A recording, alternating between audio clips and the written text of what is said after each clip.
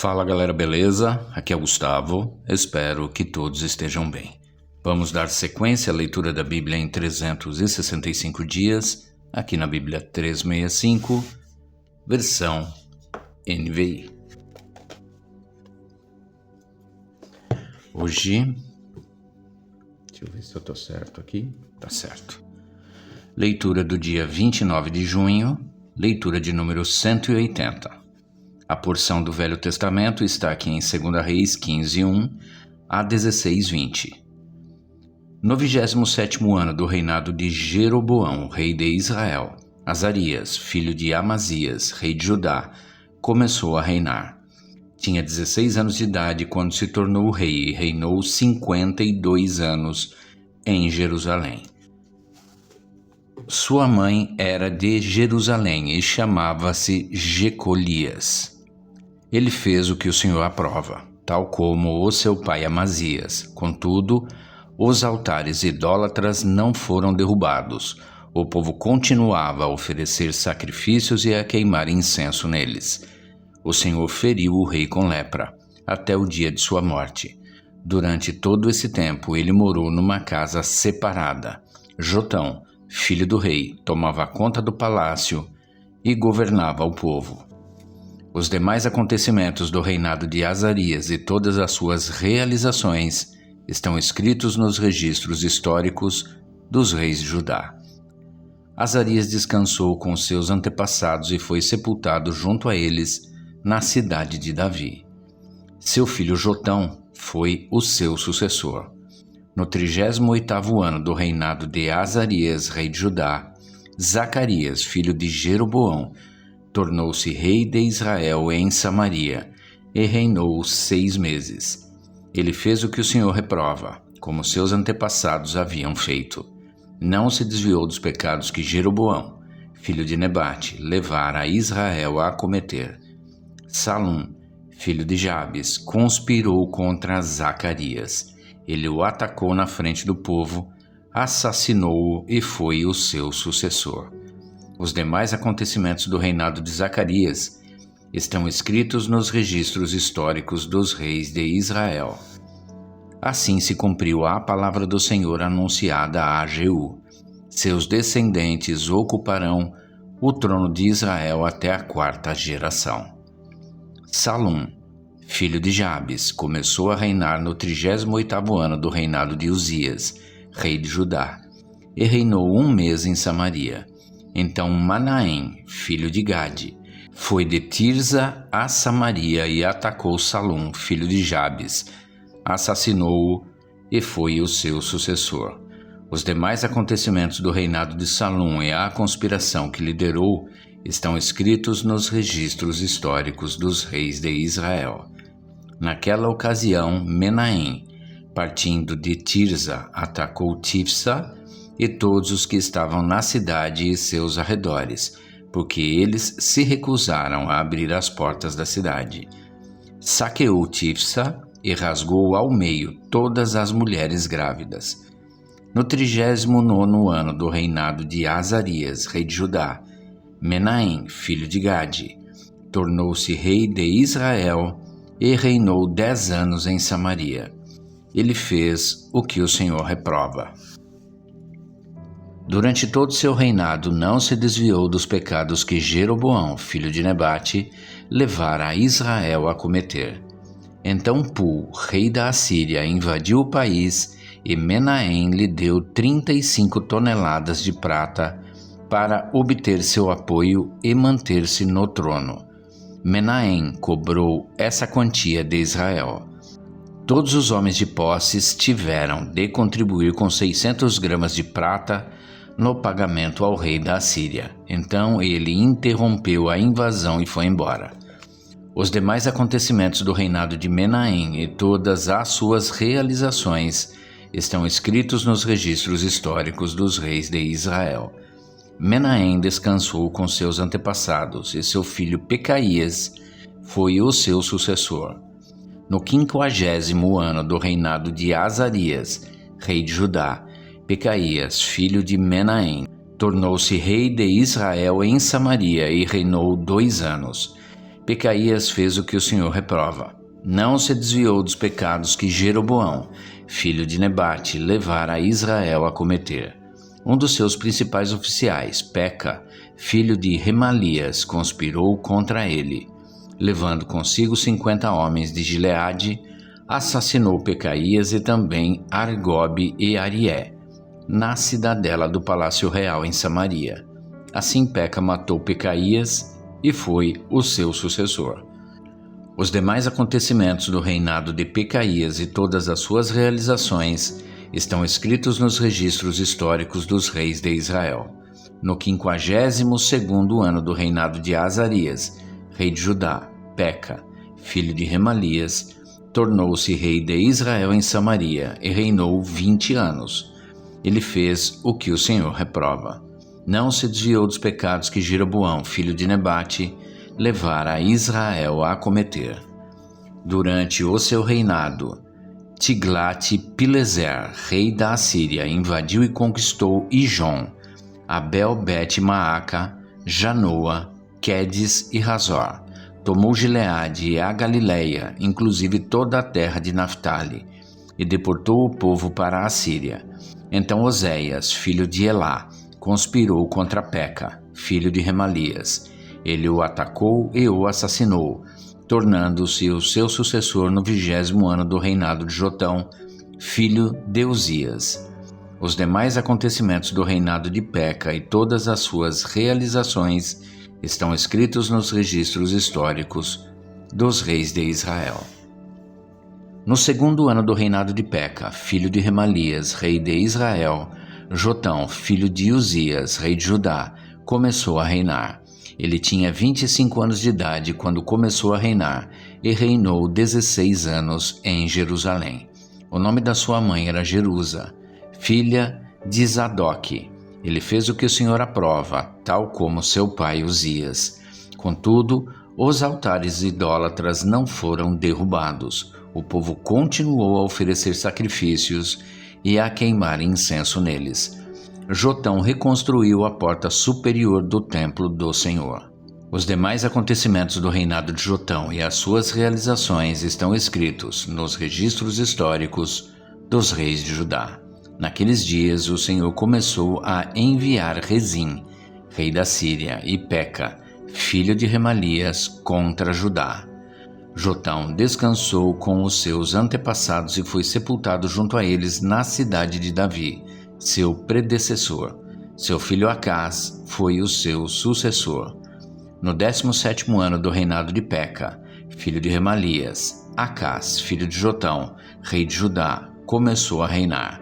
Acás tinha 20 anos de idade quando começou a reinar e reinou 16 anos em Jerusalém. Ao contrário de Davi, seu predecessor, não fez o que o Senhor, o seu Deus, aprova.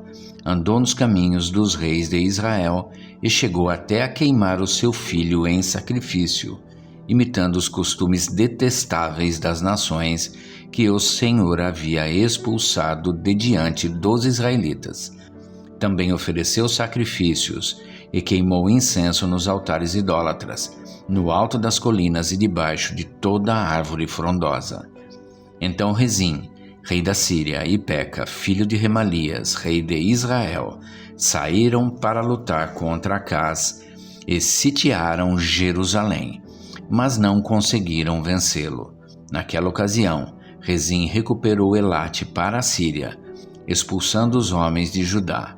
Os edomitas então se mudaram para Elate, onde vivem até hoje. Acás enviou mensageiros para dizer a Tiglat-Pileser, rei da Assíria: sou teu servo e teu vassalo.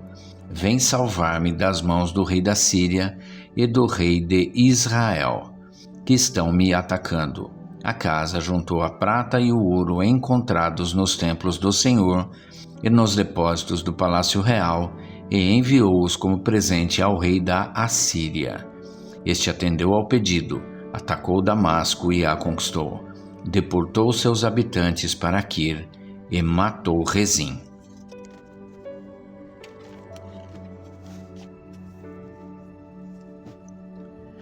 Então o rei Acás foi a Damasco encontrar-se com Tiglat-Pileser, rei da Assíria. Ele viu o altar que havia em Damasco e mandou ao sacerdote Urias um modelo do altar, com informações detalhadas para a sua construção. O sacerdote Urias construiu um altar conforme as instruções que o rei Acás tinha enviado de Damasco e o terminou antes do retorno do rei Acás. Quando o rei voltou de Damasco e viu o altar, aproximou-se dele e apresentou ofertas sobre ele. Ofereceu seu holocausto e sua oferta de cereal. Derramou sua oferta de bebidas e aspergiu sobre o altar o sangue dos seus sacrifícios de comunhão. Ele tirou da frente do templo, da parte entre o altar e o templo do Senhor, o altar de bronze que ficava diante do Senhor, e o colocou no lado norte do altar. Então o rei Acás deu estas ordens ao sacerdote Urias: no altar grande, ofereça o holocausto da manhã e a oferta de cereal da tarde, o holocausto do rei e sua oferta de cereal, e o holocausto, a oferta de cereal e a oferta derramada de todo o povo. Espalhe sobre o altar todo o sangue dos holocaustos e os sacrifícios, mas utilizarei o altar de bronze para buscar orientação. E o sacerdote Urias fez como o rei Acás tinha ordenado. O rei tirou os painéis laterais e retirou as pias dos estrados móveis. Tirou o tanque de cima dos touros de bronze que o sustentavam e o colocou sobre uma base de pedra. Por causa do rei da Síria, tirou a cobertura que se usava no sábado, que fora construída no templo, e suprimiu a entrada real do lado de fora do templo do Senhor. Os demais acontecimentos do reinado de Acás e suas realizações estão escritos nos registros históricos dos reis de Judá. Acás descansou com seus antepassados e foi sepultado junto a eles na cidade de Davi. Seu filho Ezequias foi o seu sucessor. Agora a parte do Novo Testamento, em Atos 19, 13 a 41. Alguns judeus que andavam expulsando espíritos malignos tentaram invocar o nome do Senhor Jesus sobre os endemoniados, dizendo: em nome de Jesus, a quem Paulo prega, eu ordeno que saiam.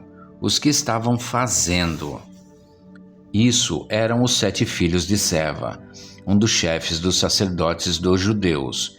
Um dia, o espírito maligno lhes respondeu: Jesus eu conheço, Paulo eu sei quem é, mas vocês quem são? Então o endemoniado saltou sobre eles e os dominou, espancando-os com tamanha violência que eles fugiram da casa nus e feridos. Quando isso se tornou conhecido de todos os judeus e gregos que vinham em Éfeso, todos eles foram tomados de temor, e o nome do Senhor Jesus era engrandecido. Muitos dos que creram vinham e confessavam e declaravam abertamente suas más obras. Grande número dos que tinham praticado o ocultismo reuniram seus livros e os queimaram publicamente. Calculado o valor total, este chegou a 50.000 dracmas. Dessa maneira, a palavra do Senhor muito se difundia e se fortalecia. Depois dessas coisas, Paulo decidiu no Espírito ir a Jerusalém, passando pela Macedônia e pela Acaia. Ele dizia: depois de haver estado ali, é necessário também que eu vá visitar Roma. Então enviou à Macedônia 2 dos seus auxiliares, Timóteo e Erasto, e permaneceu mais um pouco na província da Ásia. Naquele tempo houve um grande tumulto por causa do caminho. Um ourives chamado Demétrio, que fazia miniaturas de prata do templo de Artemis e que dava muito lucro aos artífices, reuniu-se com os trabalhadores dessa profissão e disse: Senhores, vocês sabem que temos uma boa fonte de lucro nesta atividade. Estão vendo e ouvindo como este indivíduo, Paulo, está convencendo e desviando grande número de pessoas aqui em Éfeso e em quase toda a província da Ásia. Diz ele que deuses feitos por mãos humanas não são deuses. Não somente há o perigo de nossa profissão perder sua reputação, mas também de o templo da grande deusa Ártemis cair em descrédito e de a própria deusa, adorada em toda a província da Ásia e em todo o mundo, ser destituída de sua majestade divina. Ao ouvirem isso, eles ficaram furiosos e começaram a gritar: Grande é Ártemis dos Efésios! Em pouco tempo a cidade toda estava em tumulto. O povo foi às pressas para o teatro, arrastando os companheiros de viagem de Paulo, os macedônios Gaio e Aristarco. Paulo queria apresentar-se à multidão, mas os discípulos não o permitiram. Alguns amigos de Paulo, dentre as autoridades da província, chegaram a mandar-lhe um recado, pedindo-lhe que não se arriscasse a ir ao teatro. A assembleia estava em confusão. Uns gritavam uma coisa, outros gritavam outra. A maior parte do povo nem sabia por que estava ali. Alguns da multidão julgaram que Alexandre era a causa do tumulto, quando os judeus o empurraram para a frente. Ele fez sinal pedindo silêncio, com a intenção de fazer sua defesa diante do povo. Mas quando ficaram sabendo que ele era um judeu, todos gritaram a uma só voz durante cerca de 2 horas: Grande é Ártemis dos Efésios! O escrivão da cidade acalmou a multidão e disse: Efésios, quem não sabe que a cidade de Éfeso é a guardiã do templo da grande Ártemis e da sua imagem que caiu do céu? Portanto, visto que estes fatos são inegáveis, acalmem-se e não façam nada precipitadamente. Vocês trouxeram estes homens aqui, embora eles não tenham roubado templos nem blasfemado contra a nossa deusa. Se Demétrio e seus companheiros de profissão têm alguma queixa contra alguém, os tribunais estão abertos e há pré-cônsules. Eles que apresentem suas queixas ali. Se há mais alguma coisa que vocês desejam apresentar, isso será decidido em assembleia conforme a lei. Da maneira como está, corremos o perigo de sermos acusados de perturbar a ordem pública por causa dos acontecimentos de hoje. Nesse caso, não seríamos capazes de justificar esse tumulto, visto que não há razão para tal. E tendo dito isso, encerrou a assembleia. Agora a parte de Salmos 147, de 1 a 20. Aleluia! Como é bom cantar louvores ao nosso Deus! Como é agradável e próprio louvá-lo! O Senhor edifica Jerusalém. Ele reúne os exilados de Israel. Só Ele cura os de coração quebrantado e cuida das suas feridas. Ele determina o número de estrelas e chama cada uma pelo nome. Grande é o nosso soberano e tremendo é o seu poder. É impossível medir o seu entendimento. O Senhor sustém o oprimido, mas lança por terra o ímpio. Cantem ao Senhor com ações de graças. Ao som da harpa façam música para o nosso Deus. Ele cobre o céu de nuvens, concede chuvas à terra e faz crescer a relva nas colinas. Ele dá alimento aos animais e aos filhotes dos corvos quando gritam de fome. Não é a força do cavalo que lhe dá satisfação, nem é a agilidade do homem que lhe agrada. O Senhor se agrada dos que o temem, dos que depositam sua esperança no seu amor leal. Exalte o Senhor, ó Jerusalém. Louve o seu Deus, ó Sião, pois ele reforçou as trancas de suas portas e abençoou o seu povo que lá habita. É ele que mantém as suas fronteiras em segurança e que as supre do melhor do trigo. Ele envia sua ordem à terra e sua palavra corre veloz. Faz cair a neve como lã e espalha a geada como cinza. Faz cair o gelo como se fosse pedra. Quem pode suportar o seu frio? Ele envia a sua palavra e o gelo derrete. Envia o seu sopro e as águas tornam a correr. Ele revela a sua palavra a Jacó, os seus decretos e ordenanças a Israel. Ele não fez isso a nenhuma outra nação. Todas as outras desconhecem as suas ordenanças. Aleluia! Agora a parte de Provérbios 18, 4 e 5. As palavras do homem são águas profundas, mas a fonte de sabedoria é um ribeiro que transborda. Não é bom favorecer os ímpios, para privar da justiça o justo. E é isso, gente. Chegamos ao final da leitura do dia 29 de junho, leitura de número 180. E amanhã a gente retorna para a sequência desta leitura. Espero que todos tenham um excelente dia e que Deus abençoe a vida de cada um de vocês.